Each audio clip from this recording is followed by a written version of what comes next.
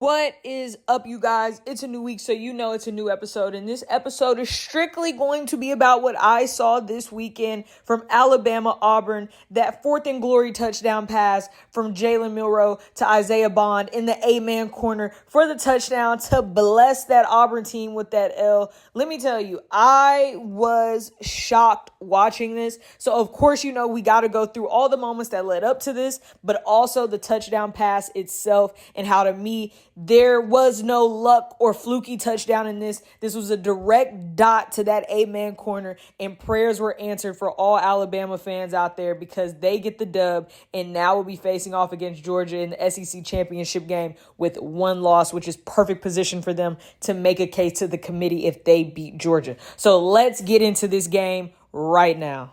We're going to fast forward to the third quarter where all the action happens. Milroe to Jermaine Burton for the touchdown.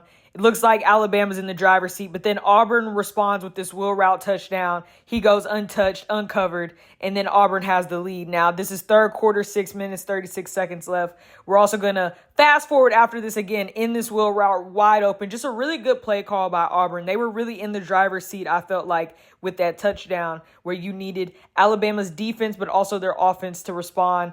They missed this field goal here, would have put them up 23-21, obviously, third quarter, 3 minutes.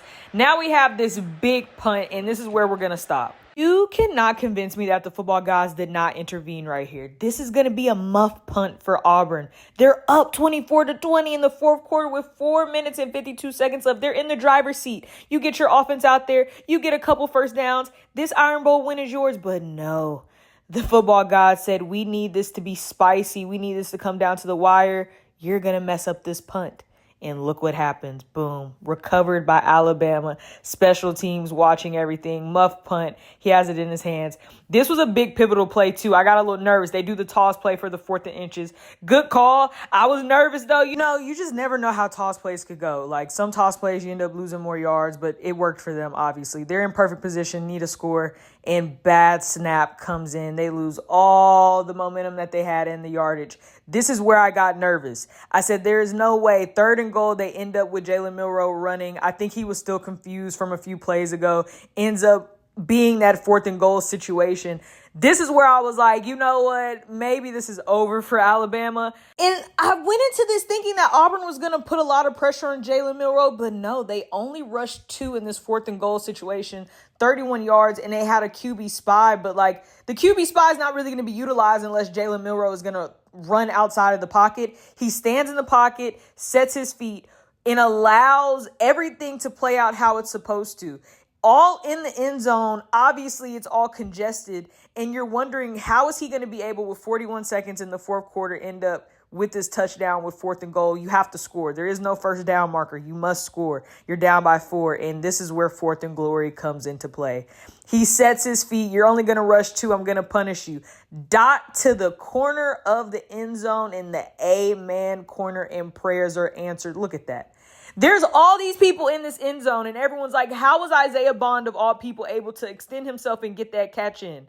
Because they were double teaming all in the middle of the end zone and had some single man coverages with receivers in that corner, which is how Isaiah Bond was able to have one-on-one, man-on-man coverage, me versus you, and I'm going to go up because my guy's going to give me the ball, and this seals it. Arnold gets the pick 6 right here.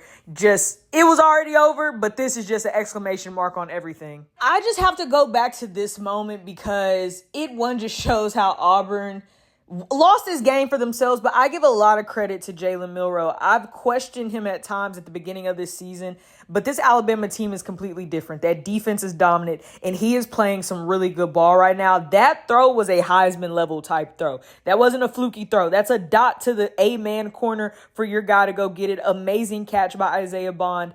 I was impressed. I was appalled, speechless. 4th and glory, do you hear me? To the A-man corner for the touchdown in the Iron Bowl to continue with how you're ending this season. And now you got to face off Georgia. And that if you could possibly beat Georgia, you can make the committee rethink a few things, which is what they're trying to do here.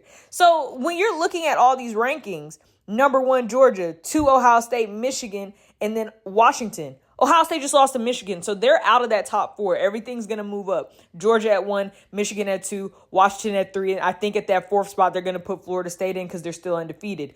At that 5 spot will most likely go Oregon. Then 6 will be Texas. 7 will probably be Alabama. Some people think Ohio State should still be in that top 6, but I don't know about that. I think the committee understands that they're going to have to end up probably putting in a one-loss team into there, but I don't know if that's going to be Ohio State because of how high they were ranked, and then they got beat by Michigan. They allowed natural selection to work there. I do believe if Alabama beats Georgia that there is a conversation to put them in the playoffs. That's just being honest. This is a different team. I get some people are saying, well, Texas beat them. Eye test comes into play. They are a completely different team. If Alabama, with this tough win against Auburn, if they can beat Georgia in the SEC championship, it would be hard for me to believe that the committee will hold them out of it. Because I think that the committee understands that unless Georgia handles their business, they might have to have 2 one-loss teams in this playoffs. But it will be very well deserved if you ask me if that happens. Regardless, what Alabama did today against Auburn makes it hard on the committee. I'm telling you right now, what we just witnessed, there's no way any of those committee members are not sitting there and shaking their head with their eyes big right now and saying, whoa, we might have a problem. Because if Alabama, who has the best chance to give the best fight to Georgia, I'm telling you, the committee might have to put them in. Regardless, man, just look at this. Look at this. The A-man corner touchdown, 2 hands on the ball, 1 foot comes down, inbounds. Come on. It doesn't get better than this.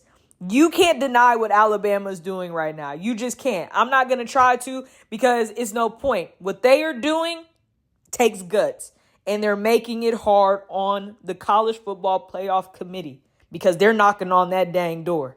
Well, you guys, that's it for this episode. I told you it was quick and sweet. We were only talking about Alabama, Auburn, college football playoffs, and where I think the committee might have to put Alabama in if they beat Georgia. Let me know what you're thinking with the college football playoff rankings. How do you see Alabama matching up with all these other one-loss teams there? And do you think the committee will let them in?